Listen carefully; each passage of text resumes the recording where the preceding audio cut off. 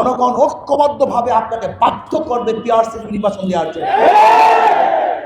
জুলাই সনদে আইনি স্বীকৃতি দিতে হবে এবং বিচার দৃশ্যমান করতে হবে। যদি তা না করেন সংস্কার করতে হবে। যদি এইগুলি আপনি না করেন, শুধু নির্বাচন করেন, তাহলে আমি মনে করব আপনিও কোনো এক দলের দিকে ঝুঁকে গেছেন, আপনি নিরপেক্ষতা হারিয়ে ফেলবেন।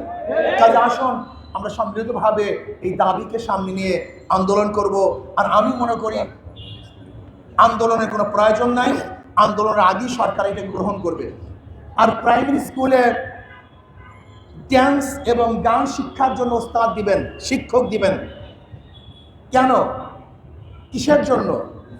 গান ড্যান্স আমাদের মুসলিম পরিবারের একটি সংস্কৃতি না।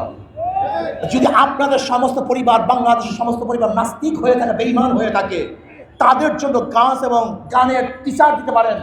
যদি 92% মুসলমানদের দেশে কোনো অবস্থাতেই গানের টিচার দেওয়া যাবে না। এদেশে টুপিওয়ালাদের, দাড়িওয়ালাদের, মুসলমানদের খাজনা, ট্যাক্স, ভ্যাটের পয়সা দিয়ে গানের টিচার দিবেন। গানের টিচারের প্রয়োজনটা কি? সেখানে ইংলিশ টিচার দেন, কম্পিউটার টিচার দেন। আজকে প্রাইমারি শিক্ষা ব্যবস্থা ধ্বংস হয়ে গেছে, কিচ্ছু নাই।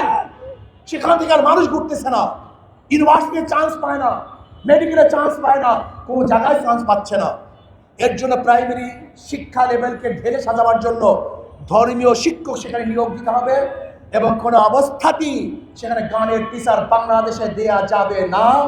যদি দিতে চান আপনার গদি, আপনার মসলাক উৎখাত করবে ইনশাআল্লাহ। হাইকমি পেয়েছেন আপনি, মনে যা চায় তাই করবেন আপনি। 92% মুসলমানদের দেশ, এদেশে কোনো অবস্থাতেই ইসলামের সংস্কৃতির বাইরে কোনো কাজ করা যাবে না। কাজে আসুন আমরা সবাই এখন মিছিল করব এবং পিআরসি নির্বাচনের জন্য আমরা দাবি যে করছি এটা অবশ্যই সরকারকে দিতে হবে। আল্লাহ আমাদের সবাইকে কবুল করে নেন।